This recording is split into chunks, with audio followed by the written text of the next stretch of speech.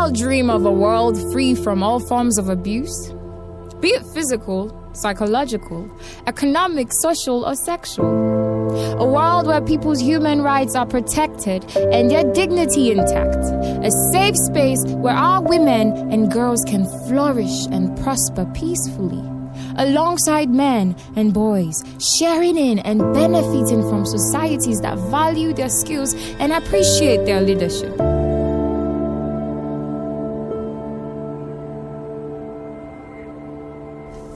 A world where we can walk down the streets confidently, happy with the hope that today is going to be a better day.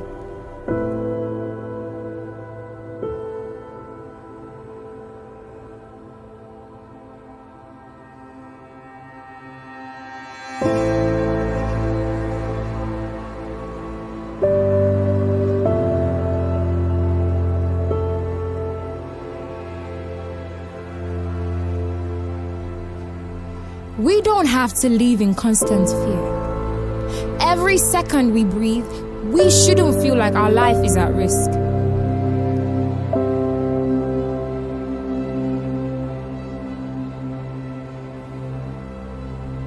Not all sexual activity among adolescents is consensual. Young adults can be victims to or are perpetrators of sexual and gender-based violence.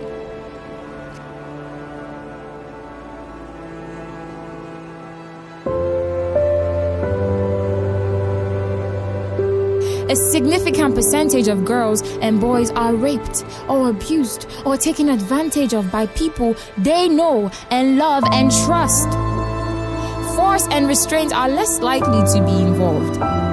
Instead, coercion, deceit, intimidation, bribery, threats, dishonoring personal boundaries, and misrepresentation of moral standards are more likely to be used by the perpetrator.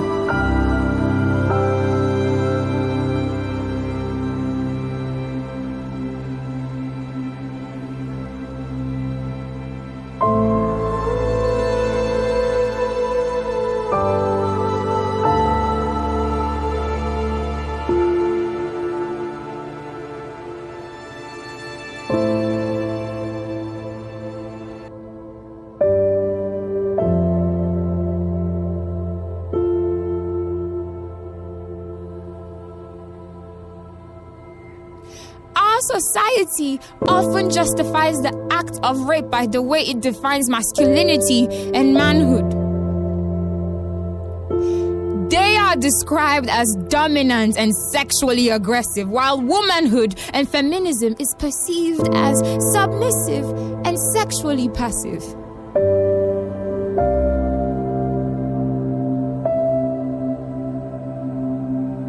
In many instances, society turns to blame the victim and survivor instead of condemning the act, holding abusers responsible and referring them to the law.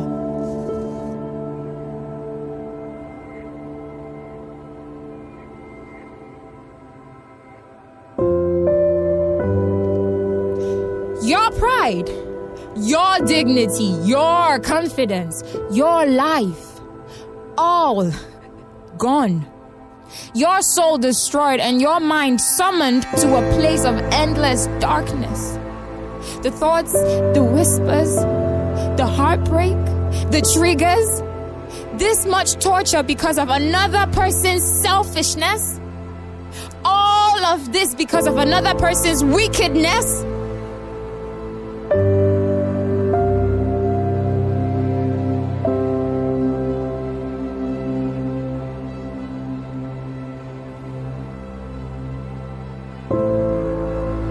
Often rape and defilement cases are trivialized and made fun of by society, watering down the seriousness of the offense, ignoring the survivor's trauma, and making it sound as if it is acceptable and normal.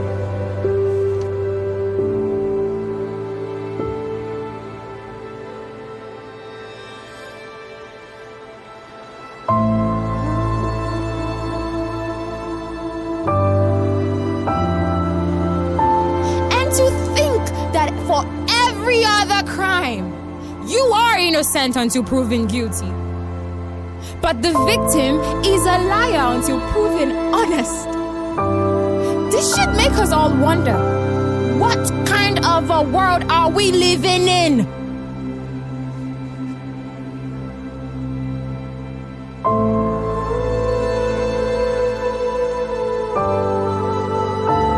And then there's the stigma. The fingers pointed at you. Society intimidating you into silence, making you feel it was all your fault. Victim blaming is one major challenge survivors of rape and defilement are subjected to. Why should the victim be held fully or even partially for the harm that befell them?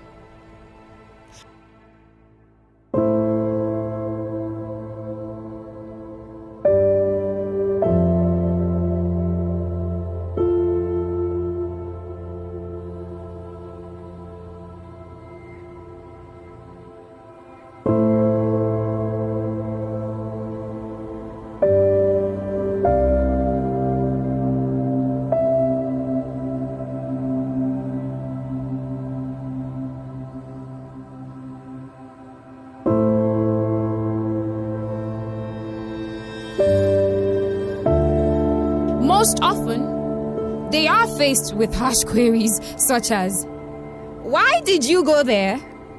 She asked for it. Why was she dressed that way?" They also trivialize sexual assault by saying boys will be boys and making sexually explicit jokes.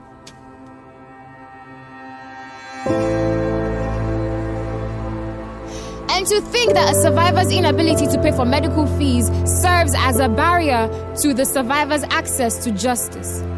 Most people who fall victims to sexual abuse cannot and should not have to pay for their medical report.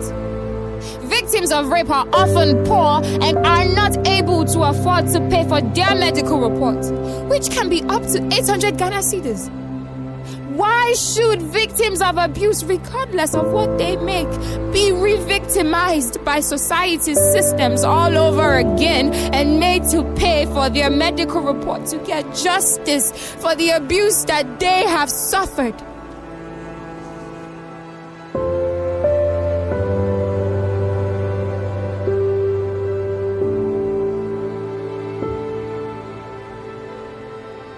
And at your lowest, when you can't help yourself, you go to the police and they can't help you either. Why? Because you don't have a medical report. All society does is tell the survivor of abuse all the things they shouldn't have done. You shouldn't have passed there. You shouldn't have dressed this way. You shouldn't have done that or that, and you might not have been violated. Every single day, another person walks these streets, looking around in fear and asking, "Am I next?" He clearly doesn't think about what his actions will do to her.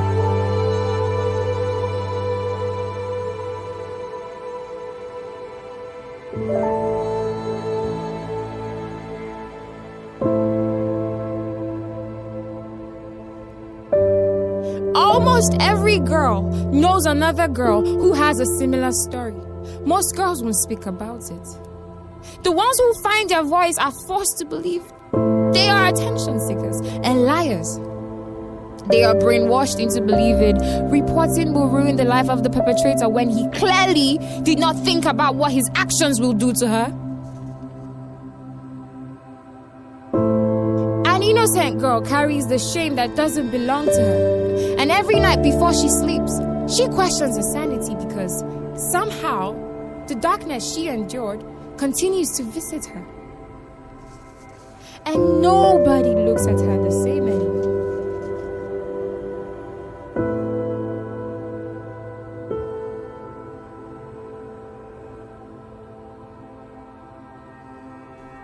When they look, they don't see a girl.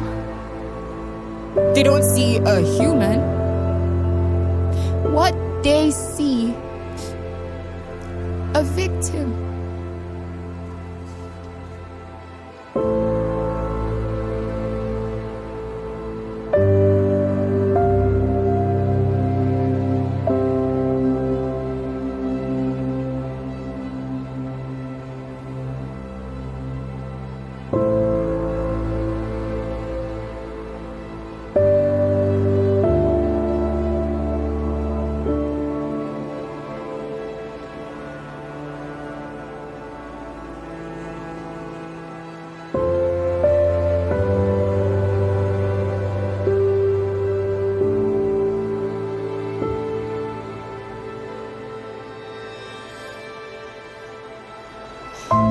systems and personnel who have done nothing to protect victims of domestic violence. All there is to say is shame.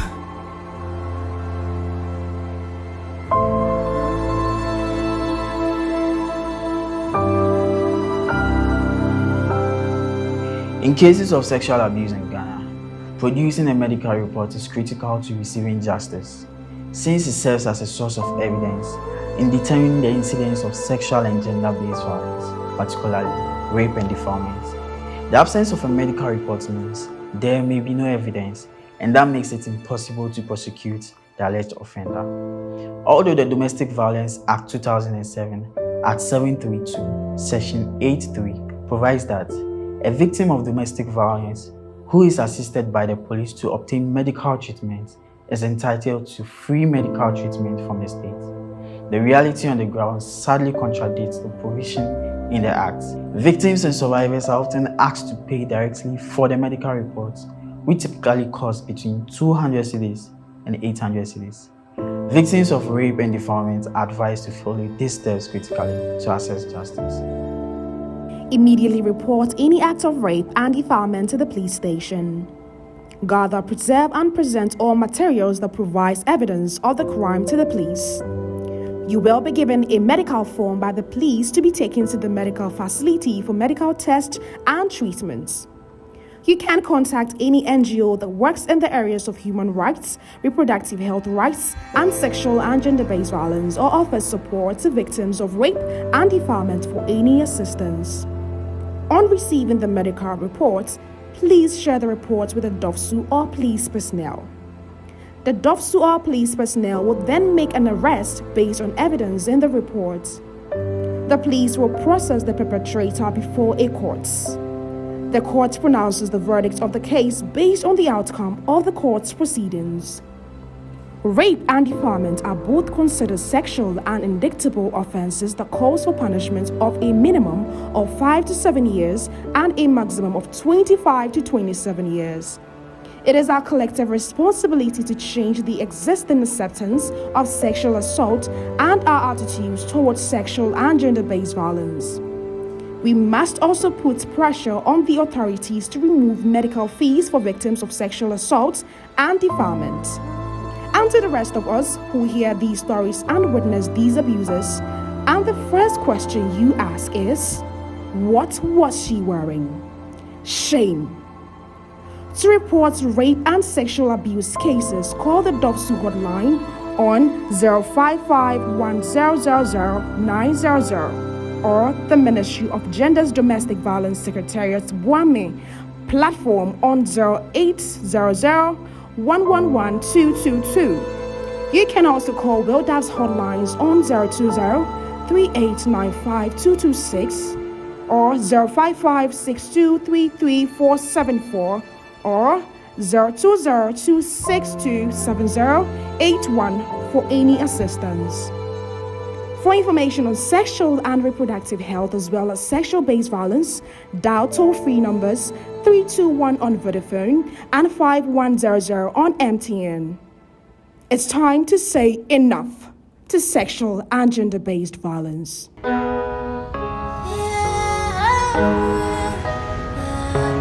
Yo, DJ Cass. More sound? What's up, Pedia? Bonnie, and you right now, say you want another round. Another round. You want another round. Enough of your bullshit. No more telling stories. Telling me I got you mad, that's why you hurt me like this. Could I be your mother? Could I be your sister? Could I be your daughter? Stop petting me, your brother. Blood on my lips, I taste you like my dinner. Tears on my face, I drink you like a sauna. Why you like this? Why you